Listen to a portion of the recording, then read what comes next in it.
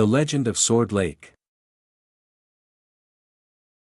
At the beginning of the 15th century, Vietnam was under the Chinese Empire's rule. Forced to follow the cruel orders of a foreign nation, people lived in constant fear and suffering. Over time, the Vietnamese decided that it was time to defend themselves. War broke out with the rise of insurgent groups that fought against their merciless rulers. Daily life continues for the common folk even in times of war. This includes Lo Then, a fisherman who lives in a village of Thanh Hoa province. It was another day of fishing at the river near his home. One night, he released his net when he felt something heavy in his net. Thinking it was a large fish, he was thrilled and pulled up his fishing gear in anticipation. Today is my lucky day. The hopes of a bountiful catch were dashed when Lo Then grasped for the bottom of his net and found a long metal blade, rusty and dull, tangled inside. The fisherman saw no point in keeping it. I can't even use it to cut rope or slice fish. Lo Then let out a dissatisfied grunt and threw the blade back into the waters. The disappointment from Lo Then's last fishing trip made him determined not to leave work empty-handed again. He cast his net in another area of the river the next day.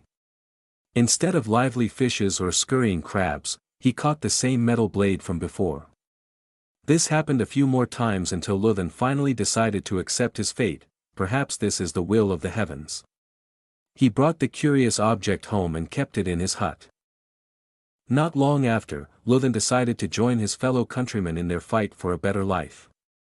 He became part of the insurgent group led by Lo Loi, an influential figure from the village of Lam Son. Whilst respected by the Chinese, he refused to work for them and poured all his efforts into steering his country towards freedom. Lo Then's skills won the favor of Lo Loi, and the two men often brainstormed military strategies in Lo Then's home. One day, a mysterious glow in the corner of his comrade's hut caught Lo Loi's attention. It came from the blade that Lo Then had cast away for a long time. When he brought it over to Lo Loi for closer inspection, he was surprised to find the words Thuan Tien, Will of Heaven, engraved on its now polished surface. It seems like the blade has found its rightful owner, exclaimed Lo Then, who handed the sword to Lo Loi with no hesitation. The period after Lo Loi's visit to Lo Then's house turned out to be one of great difficulty. The insurgent group's loss against the Chinese became a blow to Lo Loi's morale, and his army was forced to retreat into the forest.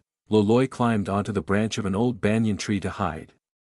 Just as he heaved a quiet sigh of dejection, a magnificent streak of light caught his attention.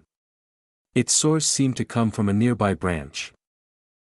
The light guided him to a mysterious object underneath the branches, which he soon identified to be a sword hilt without a matching blade. It was made of horn and covered with precious jewels.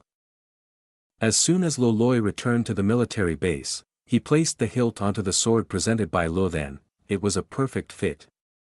Lo Then and everyone else knelt upon this almost unbelievable sight. God has bestowed on you this magic sword.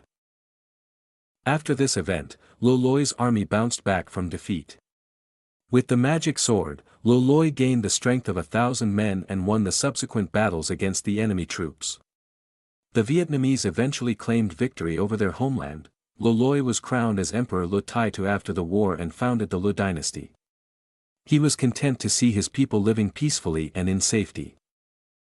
One day, Lo Loi took a boat trip around Luc Tui Lake, Green Water Lake. He caught sight of a glimmering object among the lotus leaves. It turned out to be a giant turtle with a golden shell, who opened its mouth and began to speak. I have been sent over to you by my master, Long Vong the Dragon King. Now that peace has been restored in the kingdom, please return the sword back to him. Lo Loi took out the sword from his waistband and carefully handed it over to the turtle. He watched the turtle's figure disappear into the depths of the river's waters. Since then, the lake has been renamed Hoàn Kiếm Lake, and a turtle tower has been set up in its center as a reference to the legend.